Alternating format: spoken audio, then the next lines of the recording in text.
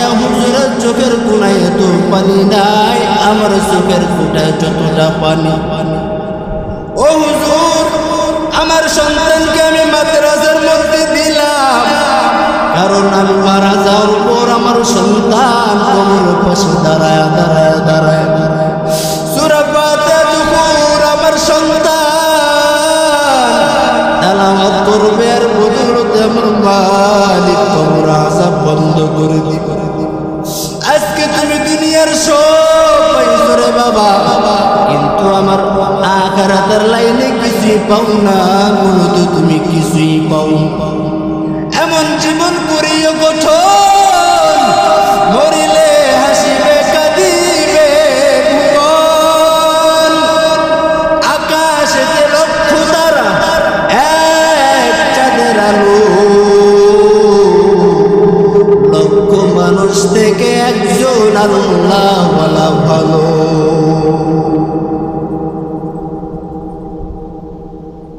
আপনি মরে দেখেন না, আপনার কবরের পাশ দিয়ে আপনার মেয়েরাও হাঁটবে না। এমন সন্তান যদি দুনিয়ার জমিনে রাইখা যাও, ওই সন্তানটা সকাল সন্ধ্যা আপনার কবরের পাশে দাঁড়ায় দাঁড়ায় কান্না করবে আর বলবো, আল্লাহ আমার বাবাকে আপনি ক্ষমা করে দাও। ও আল্লাহ, আপনি আমার বাবার জিন্দেগীর সমস্ত গুনাহগুলো ক্ষমা করে দাও। আপনার সন্তান যখন চোখ বেয়ে পানি ফোঁটাগুলো জমিনের মধ্যে গড়ায় গড়ায় আমার মালিক এই চোখের পানির বদৌলতে আপনার কবর আযাব মুক্তির ব্যবস্থা করে দিবে।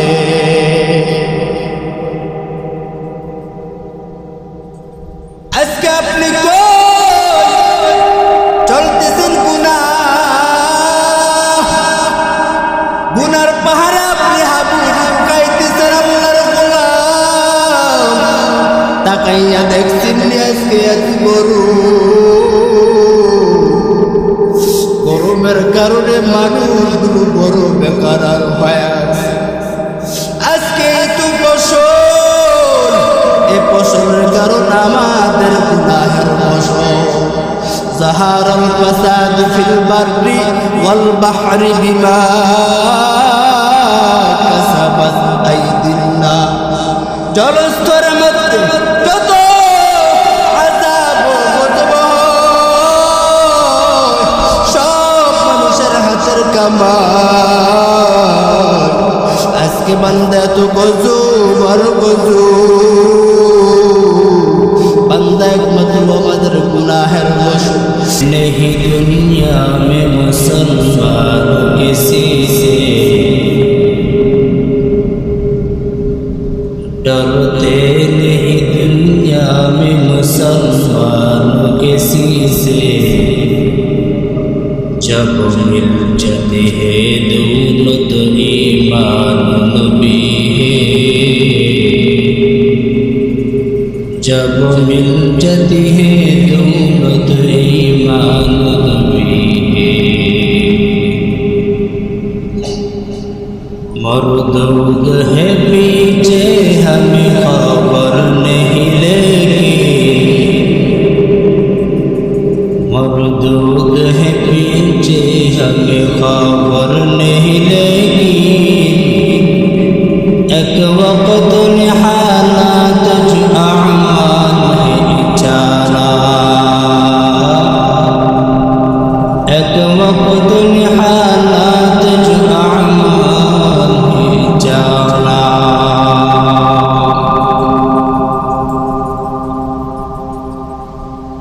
मर्दूद है पीछे हमें खबर नहीं लेगी, मर्दूद है पीछे हमें खबर नहीं लेगी। एक वक्त हालात जो अमाल है इचारा, एक वक्त हालात जो अमाल है इचारा। मोहम्मद की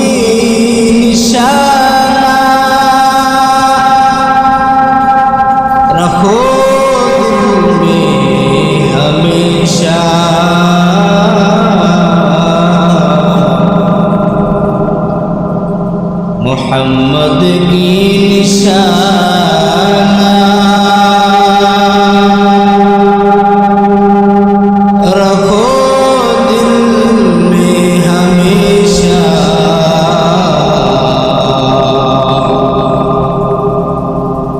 ताकि सभी मुर्दे कमाल उम्मते मुस्तफा ताकि सभी मुर्दे कमाल उम्मते मुस्तफा।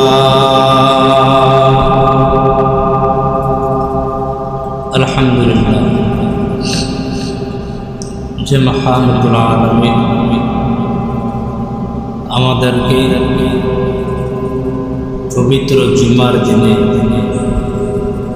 আসার মতন বসার মতন আমাকে কিছু কথা বলবার তৌফিক দিয়েছেন, সেই জন্য আমরা প্রত্যেকে একবার কালিমাতুশ শুকর উচ্চারণ করি আলহামদুলিল্লাহ।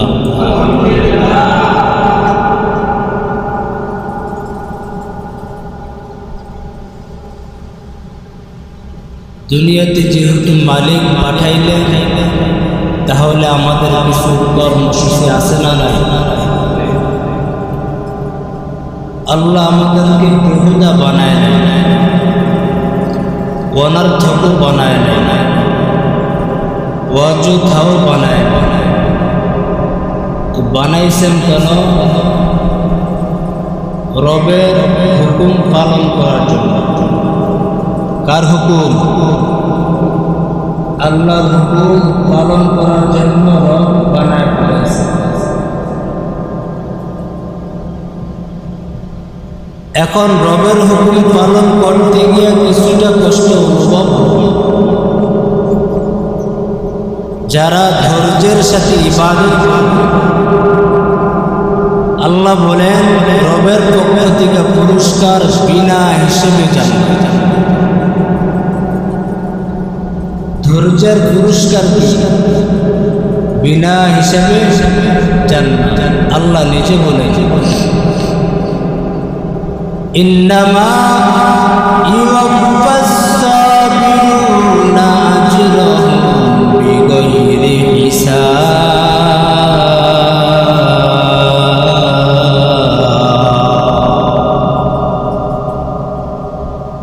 আল্লাহ বলে যারা ধৈর্যকারী আল্লাহ বলেন তাদের কোনো হিসাব হবে না। আল্লাহ বলবেন যাও বিনা হিসেবে জান্নাতে যাও। এই গরম দিয়েছেন আমার মালিক।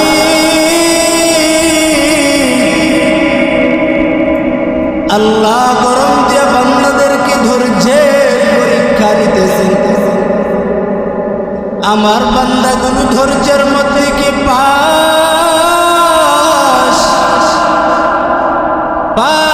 হলো কিনা একটু পরীক্ষা করেই দেখি। অনেক বান্দাগুলো এই গরমের সিজনে গরম যেমন গরম রাতের বেলায় ঘুমাতে পারে না, এমন গরম রে বাবা। এই গরমের মধ্যে দিয়া যে বান্দাগুলো মালিকের কদমে সেজদা দেয় তারা হলো ধৈর্যের পাশওয়ালা ছাত্র। তারা কিন্তু ধৈর্যের পরিচয় দিয়েছে বান্দাগুলো। আর যে বান্দাগুলো ধৈর্যের পরিচয় দিয়ে সামনে থেকে অগ্রসর হয় আল্লাহ কিন্তু তাদের জন্যই বানায় রাখছেন জান্নাত। এই জান্নাত আল্লাহ তাআলা হেন কাউকে দান করবে না। এই জান্নাত আল্লাহ তাদেরকে দিবেন যারা ধৈর্যের পরিচয় দিয়ে ইবাদত করেছে। তাকাইয়া কি দেখছেন? দিনের বেলা সূর্য, রাতের বেলা নাই, তারপরও গরম। এই গরমের মধ্যে দিয়ে যারা আমার মালিককে ভুলে নাই রে মুমিন, তারাই কিন্তু ভালো পুরস্কার কৃত বান্দা, আল্লাহ তাদেরকে হাসরের ময়দানে রেখে রেখে নেবে। কই আমার পুরস্কারওয়ালা বান্দারা, কই তাড়াতাড়ি আমার আরশের ছায়ার নিচে আসো। আমি আল্লাহ আর তোমাদেরকে বিলম্ব করতে দিব না। যাও তোমরা ঢুকো, জান্নাতের ময়দানে ঢুকো। আজকে আমরা ইবাদতই করতে রাজি না।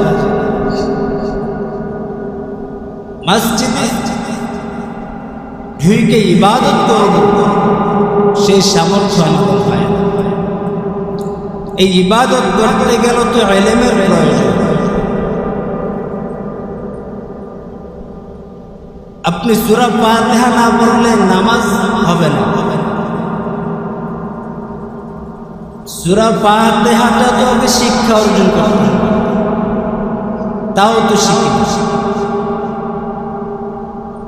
আমার সন্তানকেও তো আমি মাদ্রাসায় দিতে রাজি যে আমি একজন আলেমের বাবা, আর একজন আলেমের জন্য রাসূল বলেন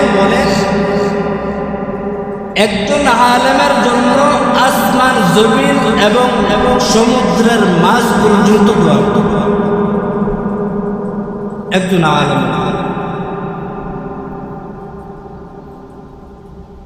আর রাসূল বললেন আসমান জমিন একজন আলেমকে আল্লাহর আদালতে সুপারিশ করার জন্য তারা। আর বলেন আল্লাহ আপনার বান্দা 12-13 বছর আল্লাহ আপনার ইলম শিক্ষা অর্জন করেছে, ও আল্লাহ আপনার বান্দাকে মাফ না করে আপনি কেমন করে থাকেন? ও আল্লাহ আপনার বান্দাকে আপনি ক্ষমার ঘোষণা করে দেন। ও মালিক আপনার বান্দাকে আপনি মাফ করে দেন। আসমান জমিন দোয়া করে বাবা, শুধু তাই না, বান্দা সমুদ্রের মাঝ পর্যন্ত আলেমের জন্য দোয়া করে। আপনার কত ভাগ্যবান, হাসর ময়দানে আপনাকে আলেমের বাবা বলে ডাক দিবেন। কই আলেমের বাবা, কই আরশের ছায়ার নিচে আসো। আমি মালিক হাতে নজর ডুবিনা পড়াইয়া দিব। আমি মালিক আমাদের মালিক, আমি মালিক তো আমাদের মালিক।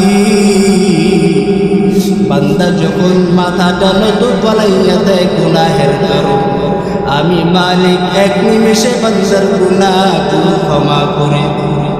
আর তুমি আলেমের বাবা হয়ে আসছো, তোমার কোন হিসাব হবে না। আসো, তুমি একজন আলেমের বাবা, তোমার সম্মান দাম কেমন? তোমার তো দাম কেমন? তোমার তো বুঝে আসে না রে বাবা। তোমার যদি বুঝে আসতো তাহলে তোমার সন্তানকে বান্দা কেজি স্কুলে না পাঠায় মাদ্রাসার মধ্যে পাঠাইতা। পয়গম্বর ঈসা নবী আলাইহিস সালাতু ওয়াস সালাম রাস্তা দিয়ে হেঁটে হেঁটে যায়, প্রতিমধ্যে তাকায় দেখতেছেন কবরের মধ্যে আযাব চলতেছে, আযাব। পয়গম্বর ঈসা নবী রাস্তা দিয়ে চলতেছেন, আবার কিছুদিন পর ওই রাস্তা দিয়ে আবার ঈসা নবী আসতেছেন, যে কবরের মধ্যে দেখতেছেন আযাব চলতেছে আযাব। ঈসা নবী আলাইহিস সালাতু ওয়াস সালাম দেখতেছেন এখন কবরের মধ্যে আযাব না, এখন মিশকের ঘাম। পয়গম্বর ঈসা নবী আল্লাহকে বলে, ও মালিক, কয়েকদিন আগে তো দেখলাম কবরের মধ্যে আযাব, এখন দেখতেছি কবরের মধ্যে মিশকের ঘাম। আল্লাহ ডাক দিয়া বলতেছে, রে ঈসা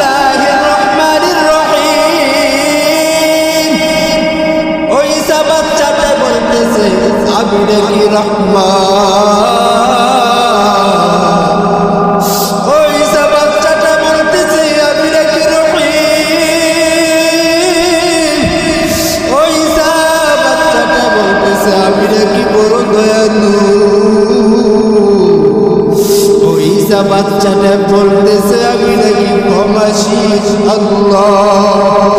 আমি ফেরেশতাদেরকে বললাম, রে ফেরেশতারা কই, তাড়াতাড়ি আসো। এই বান্দাটার, এই বাচ্চাটা যে পড়তেছে বিসমিল্লাহির রহমানির রহিম, তার আত্মীয় স্বজন কোন কবরের মধ্যে, কেউ আযাবের মধ্যে গ্রেফতার করবা না, জারি আসেনি। দেখো ও ফেরেশতারা যখন অর্ডার করলেন, তাকাইয়া দেখতেছেন তার একজন বাবা কবরের মধ্যে আযাবের মধ্যে গ্রেফতার হয়ে আছে। এই বাচ্চাটা রহমানুর রহিমের পরিচয় দেওয়ার কারণে মাদ্রাসায় নিয়ে যখন উস্তাদ যখন বিসমিল্লাহ শিখায়, আর বাচ্চাটা যখন নারায় নারায়া বিসমিল্লাহির রহমানির রহিম পড়ে, আল্লাহ বলেন এর কারণে আমি মালিক তার বাবার কবরে আযাব বন্ধ করে দিলাম।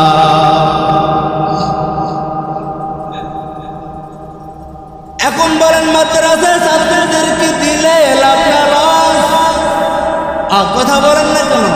লাভ না লস?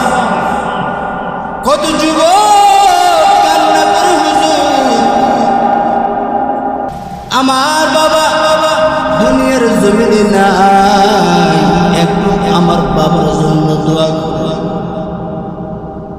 কত কত বড় বড় অফিসারদের খবর জানি,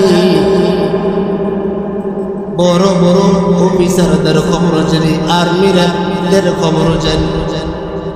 এক আর্মি স্যার এসে বলতেছেন, হুজুর কয়েকদিন আগে আমার বাবা বিদায়, দুনিয়া ছেড়ে বিদায়। একজন হুজুর ভাড়া করে আনলাম 500 টাকা দিয়া। ও হুজুর, ওই 500 টাকা ভাড়াটা হুজুরের চোখের কোনায় এত পানি নাই, আমার চোখের কোনায় যতটা পানি। ও হুজুর, আমার সন্তানকে আমি মাদ্রাসার মধ্যে দিলাম, কারণ আমি মারা যাওয়ার পর আমার সন্তান কবরের পাশে দাঁড়ায় দাঁড়ায় দাঁড়ায় দাঁড়ায় সূরা ফাতিহা দুপুর আমার সন্তান তেলাওয়াত করবে, আর বদৌলতে আমার মালিক কবর আযাব বন্ধ করে দিবে। আজকে তুমি দুনিয়ার সব পাইছো রে বাবা, কিন্তু আমার আখিরাতের লাইনে কিছুই পাও না, মূলত তুমি কিছুই পাও। এমন জীবন করিও গঠন, মরিলে হাসিবে কাঁদিবে ভুবন। আকাশেতে লক্ষ তারা, এক চাঁদের আলো, লক্ষ মানুষ থেকে একজন আল্লাহওয়ালা ভালো।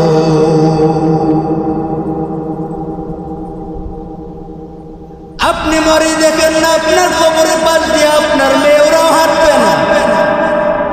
এমন সন্তান যদি দুনিয়ার জমিনে রাইখা যাও, ওই সন্তানটা সকাল সন্ধ্যা আপনার কবরের পাশে দাঁড়ায় যায়, দাঁড়ায় কান্না করবে আর বলবো, আল্লাহ আমার বাবাকে আপনি ক্ষমা করে দাও। ও আল্লাহ, আপনি আমার বাবার জিন্দেগীর সমস্ত গুনাহগুলো ক্ষমা করে দাও। আপনার সন্তান যখন চোখ বেয়ে পানি টুটাগুলো জমিনের মধ্যে গড়ায় গড়ায় আমার মালিক এই চোখের পানির বদৌলতে আপনার কবর আযাব মুক্তির ব্যবস্থা করে দিবে।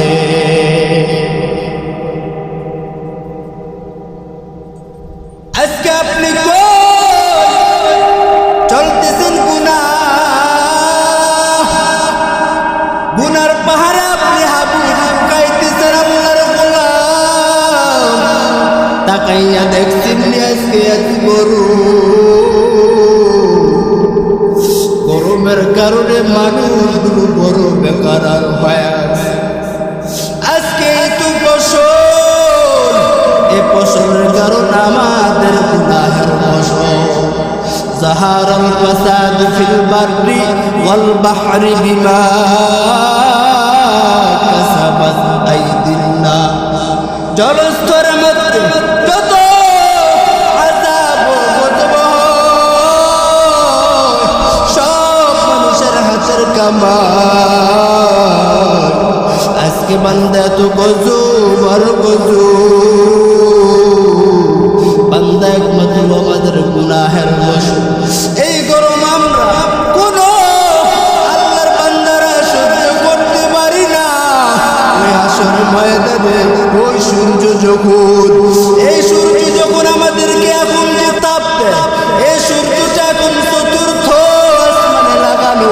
আর হাসরের ময়দানে এই সূর্যটা মাথার কর্নারে দাঁড়ায় যাবে। এক হাতর দুহাত মাথার উপরে চলে আসবে রে বাবা। আম্মা যারা মহিলারা যখন বাড়িতে ভাত রান্না করে ভাত পাকায়, যখন ভাতগুলো সবগুলো যখন হয়ে আসে, ভাতগুলো যখন সব ঠিকঠাক হয়ে যায়, যখন ভাতগুলো উতরাতে থাকে রে বান্দা, মারগুলো যখন উতরাতে থাকে, ঠিক বান্দা হাসরের ময়দানে যখন সূর্যের তাপের গরমের কারণে আমাদের প্রত্যেকের গুনাহ বেনামাজি বান্দাদের মাথার মগজগুলো ভাতের মারের মতন টকবক করে ফুটতে থাকবে রে বাবা। কি অবস্থা হবে তোমার? দুনিয়ার গরম সহ্য করতে পারো না, ওই জাহান্নামের আযাব কেমন করে সহ্য করবা? একদিকে সূর্যের গরম, অপরদিকে বান্দা জাহান্নামের আওয়াজ, অপরদিকে বান্দা জাহান্নামের আগুনের তাপ। জাহান্নাম বলবে, ও কার মালিক, জাহান্নামগুলো কই? আমার পেটের মধ্যে দাও, আমার পেটের মধ্যে বড় ক্ষুধা। অপর দিক দিয়ে আমার মালিকের রাগান্বিত আওয়াজ, ও মালিক। আল্লাহ ডাক দিবেন, ও বান্দারা, ও দুনিয়ার বান্দারা, রাজা বাদশারা কই? যারা দুনিয়াতে ধম্ব করে চলতা, হাত নিয়ে চলতা, কই তারা আজকে আয়? আল্লাহ তাআলা রাগের আওয়াজে সমস্ত হাসরবাসীরা বেহুশ হয়ে পড়ে থাকবেন। অপর দিক দিয়ে জাহান্নামের এত গুসা রাগ, জাহান্নাম বলবেন, আল্লাহ আমার পেটের মধ্যে দাও। গুনাহগারগুলো কই? আমার পেটের মধ্যে বড় ক্ষুধা রে আল্লাহ।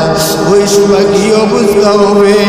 বান্দা কোন আল্লাহর গোলাম, কে আমল নিয়ে বান্দা জান্নাতের ময়দানে যাইতে পারবে না, কেউ জান্নাতের বাসিন্দাও হইতে পারবে না। এই জন্য আমার মালিকের কাছে বলবা, আল্লাহুম্মা হাসিবনি হিসাবান ইয়াসীরা। ও আল্লাহ, আপনি আমার হিসাবটাকে সহজ বানাইয়া দেন মালিক। ওই হাসরের ময়দানে সহ্য গরমের তাপ সহ্য করতে পারবো না রে আল্লাহ।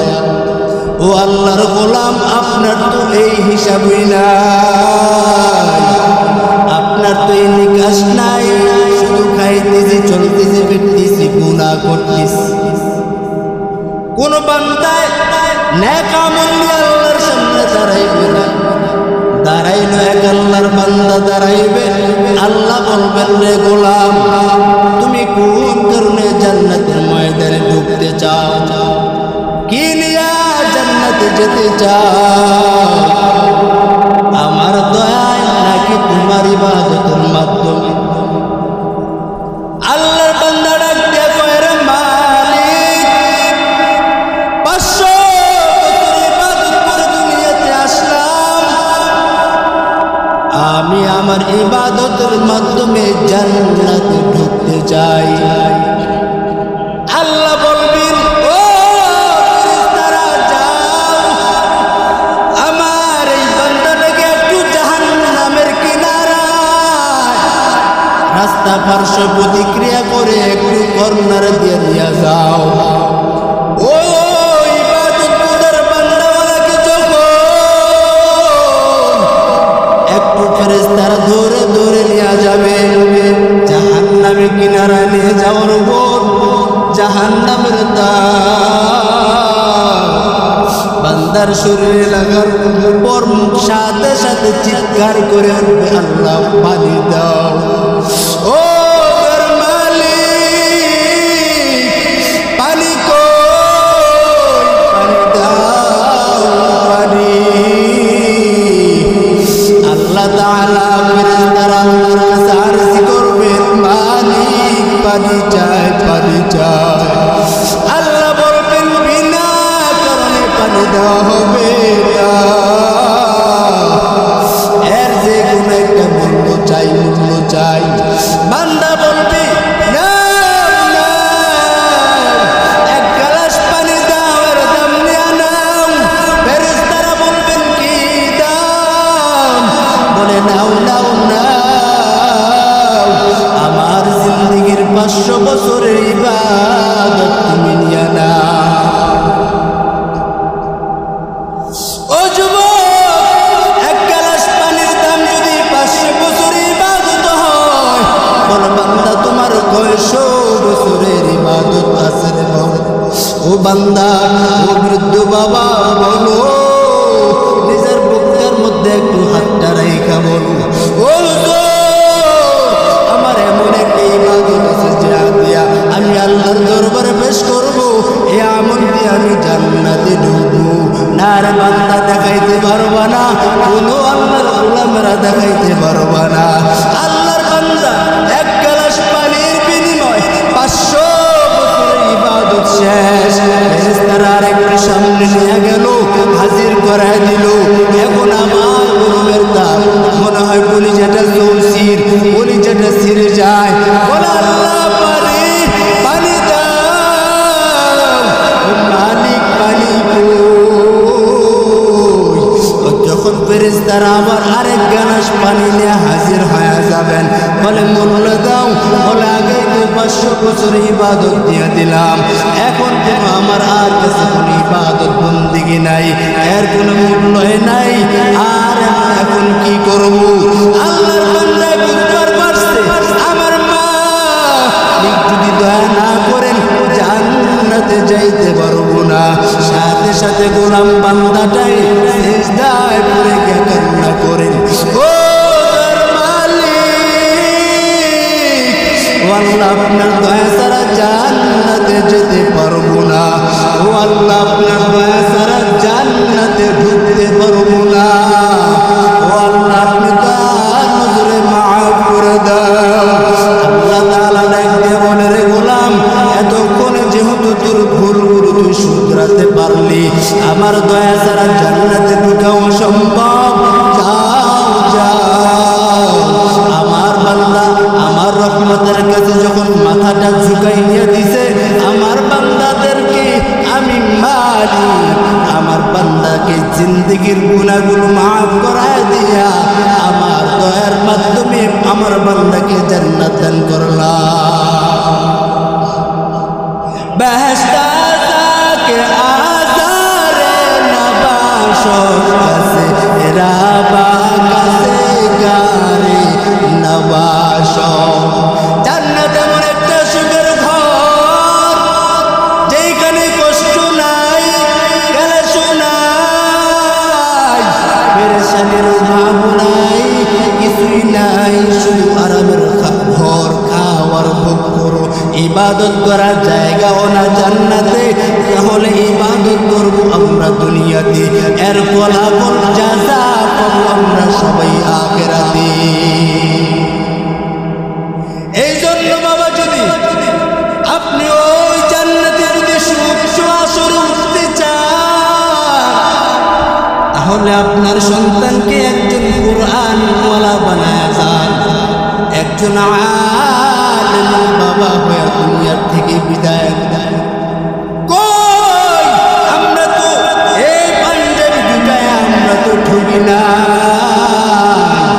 আল্লাহ তাআলা এত সম্মান হালতে চালায়, এই টুপিটা মাথায় ঢুকা দেওয়ার কারণে ইজ্জত হই নাই, আল্লাহ ইজ্জত হানিও করায় নাই।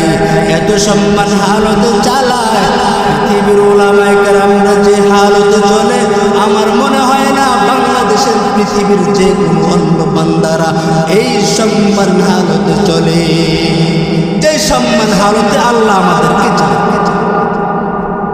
মাদ্রাসায় ঢুইকা কি লাভ? প্রশ্ন, মাদ্রাসায় ঢুইকা কি লাভ? এই বান্দাগুলো কি করে? এই যে দেখেন না গজব করতেছে, গজব বান্দাগুলো শেষ রাত্রে উঠে আল্লাহ কালামুল্লাহ শরীফ দিয়া বইসা